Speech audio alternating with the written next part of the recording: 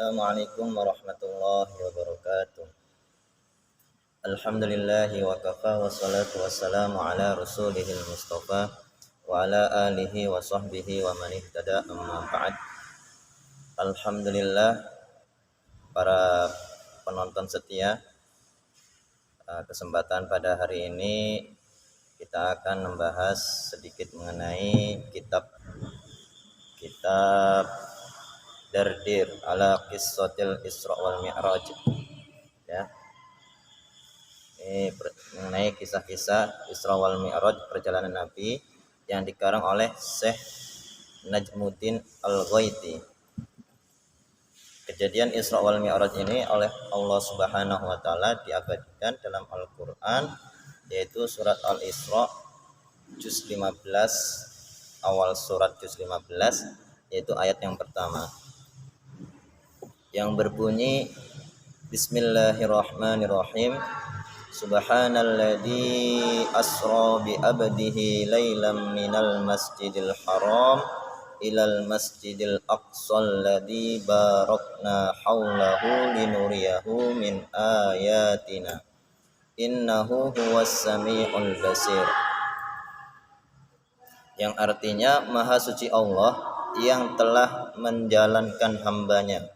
Maksudnya hamba di sini adalah Nabi besar Muhammad sallallahu alaihi wasallam pada malam hari dari Masjidil Haram ke Masjidil Aqsa yang telah kami berkahi sekelilingnya.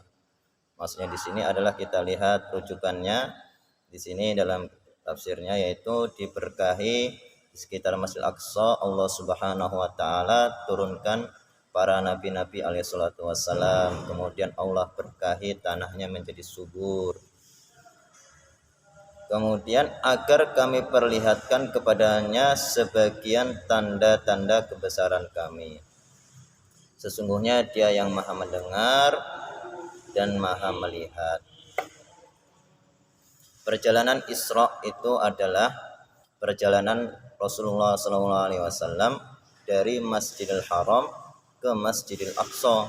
Kalau Mi'raj itu adalah perjalanan baginda Rasulullah SAW dari Masjidil Aqsa, dari langit 1 sampai ke Sidratil Muntaha dan sampai berjumpa dengan Allah Subhanahu wa taala, yang kesimpulannya baginda Rasulullah SAW mendapatkan hadiah, yaitu sholat 5 waktu yang sekarang kita terapkan dalam kehidupan kita sehari-hari, atau jumlahnya yaitu 17 rakaat.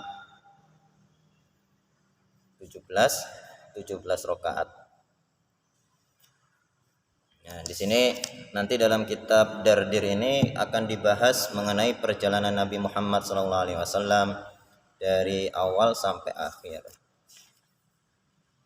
Dan kejadian itu yaitu pada tanggal 27 Rajab pada malam hari. Dan kejadian itu adalah Rasulullah SAW dijalankan asra bi abdihi. Allah telah menjalankan hambanya.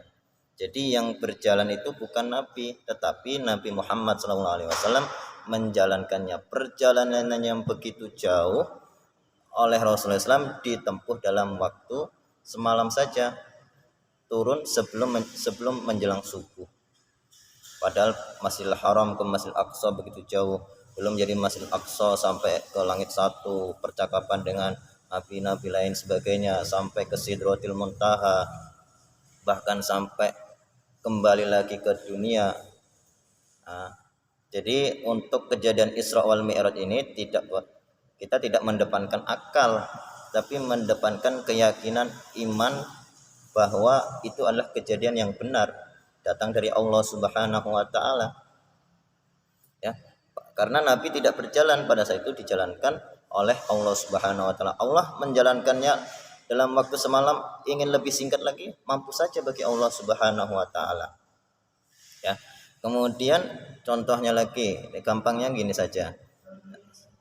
Seandainya ada semut di baju kita, kemudian masuk ke semut tadi di baju kita, kemudian ketika perjalanan dari Palangkaraya sampai ke Banjarmasin, kurang lebih perjalanan itu 4 jam. Kemudian semut ketika sudah sampai di kita sudah sampai Banjarmasin, semutnya keluar dari saku baju kita. Kemudian dia akan cerita kepada teman-teman, para sesemut, tadi ini saya perjalanan dari Palangka ke Banjarmasin cuma butuh waktu 3 jam. Maka semut yang lain mengatakan, gila kamu aja perjalanan sebentar. Mereka tidak percaya. Padahal semut tidak berjalan dengan sendirinya, tapi semut ikut di saku tuannya tadi itu. Nah, seperti itulah di antara tamsilnya tadi. Rasulullah SAW tidak berjalan, tetapi dijalankan oleh Allah Subhanahu wa taala.